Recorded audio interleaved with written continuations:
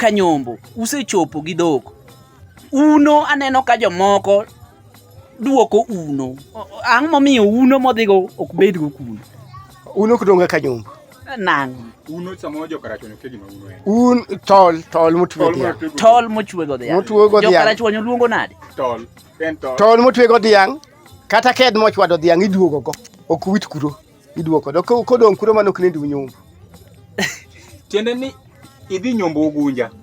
Ijakarachuonyo. Idhi nyombo Ugunja. Tu digi dhok 4. To dhogi ne nigi tonda 4. Tonda 4 gi dhok karachuonyo. Te. Kuweyo to nyiso ni mano okeny. Okunyombo. Kunyombo. Kwa keke tendo ka odhok tu go nyikoru wan. Ulokre uduogo. Giuso dhok eyo. Giuso gi tol. Gweno ni apani gwenge mag Alego gi Ugenya en wach malich ahinya. Ngane. Ok cham achama. Ada. Gweno ere kichame. Gwen ichame na kibe ni se chame imagi. Kane ori oseto. Me de chamo gweno ma ori ma jaduong'ni. Yaka serio yeni nyalo chamo kata gweno ma chiwo wadu koto.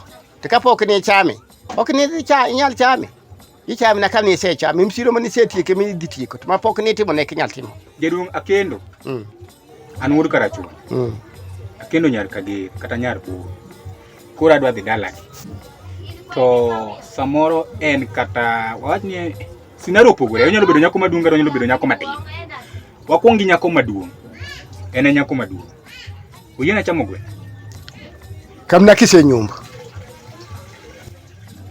Gweno achamo mana kasenyombo. Kise nyombo gwende dhiang'e mikwongo chamo gwende. Kise nyombo maber moriere. Mawach moro mar dhi dala gi nyako introduction ni ok oyien gweno kika chamo. Kichamda. Ilimba inena neni igoga kodi mbaka. Gaga kodi mbaka. Chonto ne onge chiemo go. In ngamo dilimbe onge ngama ni tedi. Idhi sera ngama ni tedi. Kata pio kimodhi. Uketo oche. Na sera makata kani donjo od si igni.